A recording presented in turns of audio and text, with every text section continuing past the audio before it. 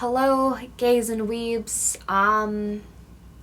This is something I've been trying to work on for a while. A couple months ago, I binged the anime Chihayafuru. I've talked about it both in my anime that I've watched in quarantine video and my manga that I've read in quarantine video, because after binging the anime I ended up binging the manga as well. It's a show and manga that I had a lot of fun watching and kept thinking about it after I'd watched and read it. So much so that despite the fandom not being very big, I wanted to start cosplaying it and make some sort of content for it because of just how much I really like these characters and the opportunity I saw within making cosplay for it. So in order to pay tribute to this anime and manga, I've been gathering costumes and materials to make costumes for all the main characters. My idea initially was to make a series of CMVs.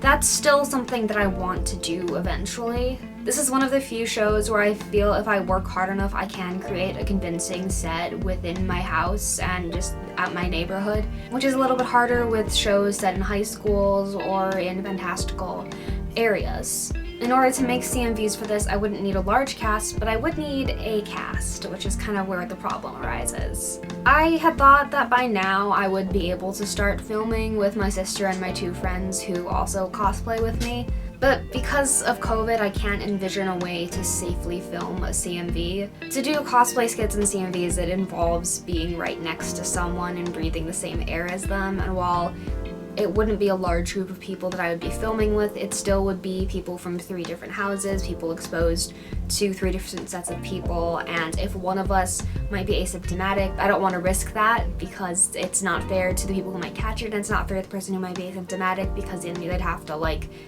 deal with the fact that they might have exposed their friends, and that's, yeah. Side note, that's also why my skits recently, for a little bit my skits have just been me. That's not really a new thing for this channel, but for people saying that I should film stuff with more people, there is reason why I haven't done that because of those reasons that I just said. It's not safe right now. So I want to make these CMVs, but I don't really know when it will be possible to make those. And that kind of left me with all of the costumes that I'd already made and all the money I'd already spent on making cosplay for this series and nothing to create with it. Personally, I feel like the biggest obstacle to any project is overcoming the rational reasons not to do it. I've had a handful of cosplay-related project ideas scrapped because of that, and I don't want that to happen to this because I feel like as soon as I let that happen, it's going to be a lot harder to do other projects because this is going to be weighing on me as the thing I spent money and effort in and didn't get any results from. So while I can't make a CMV, I can do this. So welcome to my soft opening for the Chihayafuru project. Hopefully soon I can do something a little bit more elaborate, but here's what I have so far.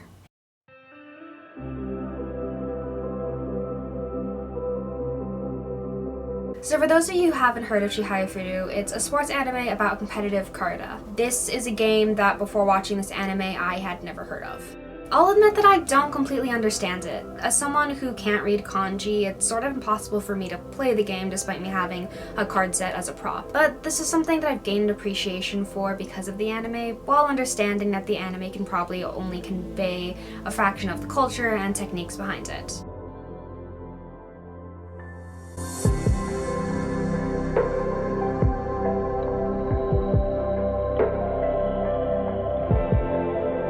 From my Western and limited understanding, in the game there are I think 100 cards with poems on them. 50 are laid on the board or the game area, 25 in front of each player. A reader will read the poem on the cards. Whoever can touch the poem being read first gets the card. Whoever gets the most cards wins. The game is typically played in hakama, so I did my best to make my own. I had a kimono when I was a lot younger because I'm half Japanese, and when your family is somewhat traditional, that's just something you have.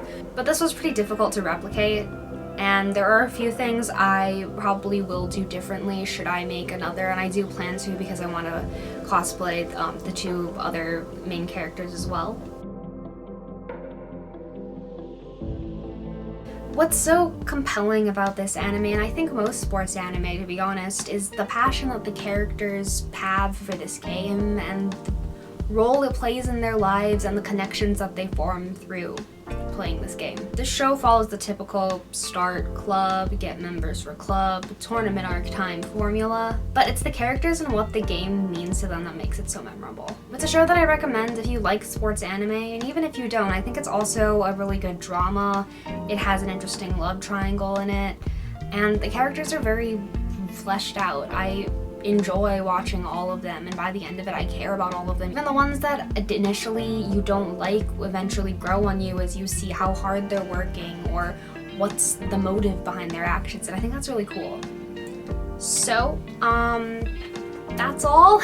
For those of you watching this video, thank you. As I said before, I feel like if I didn't make this video, a lot of the other projects I want to work on while in kind of quarantine is going to be a lot more difficult.